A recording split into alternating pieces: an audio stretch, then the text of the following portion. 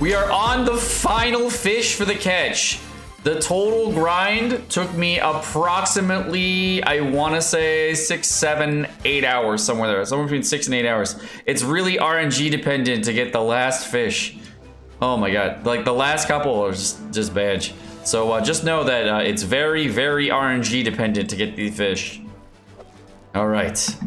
Fish respawns don't really happen often. You like gotta switch between time of day, between night and day to make sure that you get all the fish spawns correctly. So the hardest fish by far are the puffer fish. So just know that the puffer fish you should be farming daily. The other ones, they come quicker, but the puffer fish are a pain. You need the puffer fish for refines. To get the catch, you gotta go to this lady right here. And the refines for these puffer fish, this is the taxing right here. So just know that the puffer fish and the bitter puffer fish, those are a little bit taxing to get. So that's a big yikes.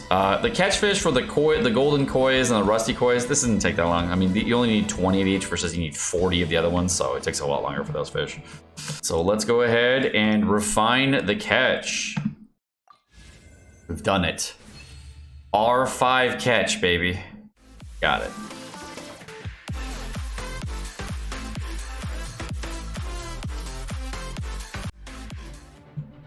All right, so for this video, I gotta overdub a lot of it because we lost a lot of it.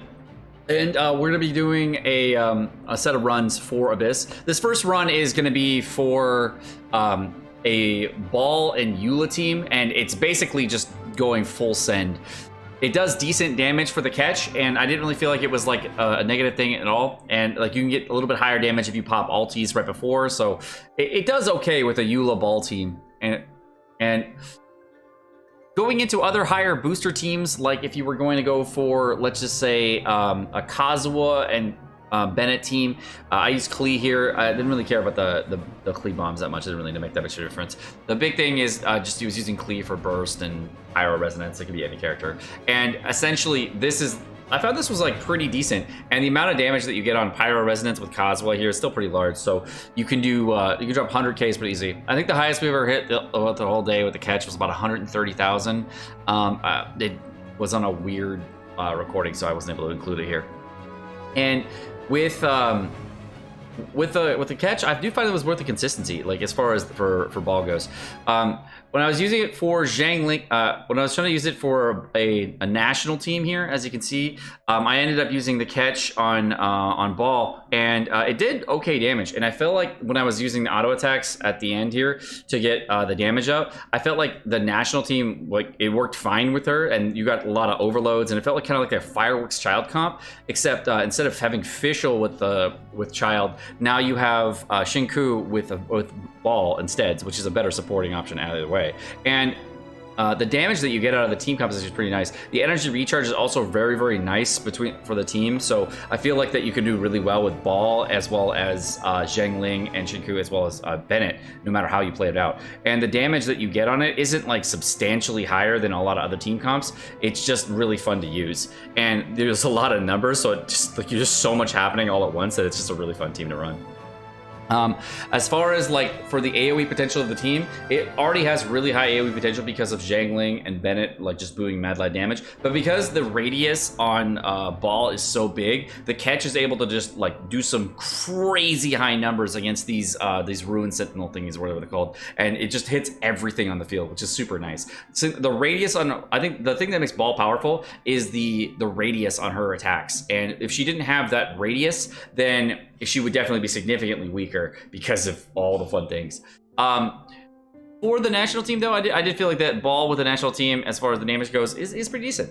Now here we're going to go into a Xiangling team with Xiangling using the catch with an emblem set. And this overall was actually a really, really powerful power spike. I was actually very impressed with the amount of damage that Xiangling was actually able to put out. I think that I was actually putting out better numbers on Xiangling here than I was with any refine of the Skyward Spine. My Skyward Spine right now is at R5, and actually the catch was actually doing more damage than I'd ever seen within R5. And that's with Sucrose as a support, not using Kazuha. So I wanted to make sure that I wanted to use Sucrose here instead of using Kazuha, just to like give a more representative comparison of the damage, and plus it would boost out the Xiangling more because it's an elemental mastery boost, and a lot of people are gonna have sucrose versus having Kazuha. And I did like 3 different sets here, so you can see one of them, the middle one was one without the sucrose C6 buff, and then this one is with the sucrose C6 buff, but like getting the reactions up all the time is actually kind of problematic. This is just a problem with sucrose, not sucrose, a Xiangling and child in general. This is where you can see like the Animo Shred is not up on the enemies, and that's where the damage is kind of falling off there. I feel like Xiangling, it definitely is a top tier option. There's no issues with the character and the overall hit. And I show this later on, but my talents on Child are actually extremely low. I left them on talent level 1, so whenever I do showcases for like Xiangling and other characters, I actually don't overblow up the ball because of how good of an enabler Child is. So leaving it at talent level 1 is really nice to show off how strong this team is with just the Xiangling. So you can see bigger dampers. On the second chamber here, for floor 12 for Xiangling, the damage was really nice, and the energy recharge on the with the high tides right now is still a little bit tricky to get like all perfect. But the energy recharge that you're getting from the set, as well as the damage increase from the emblem set, still makes this a really, really powerful set. And I think this might be the best in slot free-to-play overall setup that you can have for Xiangling with a with the catch weapon, as well as the 4-piece emblem set. So overall, it's extremely powerful on Xiangling, just like we all thought it was going to be, and it's definitely her best in slot 4-star weapon overall. The only thing that can even come close to rivaling it is going to be the Dragon's Bane, and that's Dragon's Bane at like refined 5. So you could make arguments that Dragon's Bane is better because of the elemental mastery, but you do get a large amount of crit rate on top of it for the elemental burst for this weapon, and it does synergize a little bit better with the emblem set. So I find it to be overall a better weapon than Dragon's Bane. From every account I've ever played with Dragon's Bane, I just feel like this is more consistent, and you can actually get a higher ratio on crit chance and crit damage versus like trying to chase everything because of the amount of energy elemental mastery that's on a Dragon's Bane. So it definitely, in my opinion, needs to feel better because Xiangling does scale on elemental mastery, so I feel like it's just too much at a certain point of elemental mastery. See, I'm getting like 65,000 on this build, which is really nuts in my opinion. Just overall, awesome weapon set. And one of the things I would say is it is worth the grind. It took a significant amount of time to get the stuff from the catch. You're probably gonna have to take it over the course of a few weeks. If you try to do it all at once, you're just gonna feel like you're gonna blow your brains out. So I would definitely not do this all at once and try to get it from like a multiple different worlds like I did. If you just do it, it's fine. It's completely fine to farm this thing out without any issue. If you're looking for a top tier weapon though, this is definitely it. The next clip we're going to show here is going to be versus the Primo Geo Vishap. I was actually really curious about this fight in the Primo Geo Vishap and wanted to know if we could actually just go in and one-shot this thing. And surprisingly, we just dominated it.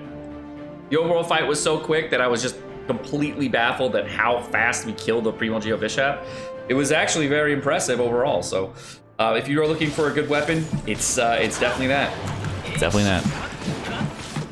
45k waves or so? Nice. Not too shabby. Yeah? Good. That's pretty good for the catch, yeah. Not bad. Not bad. Pretty good. What's our stat ratio right now? 52, 153, 167. Not bad. Nothing crazy.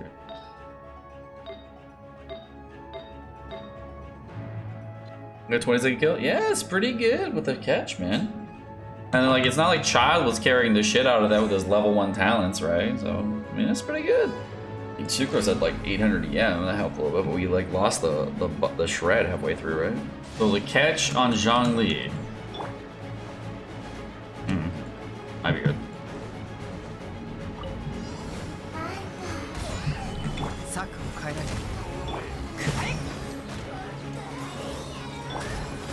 No buffs.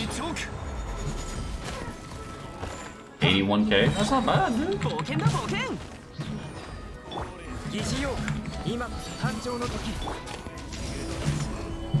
Okay. Whoa! Yo, we kind of a Giga Chad with this weapon.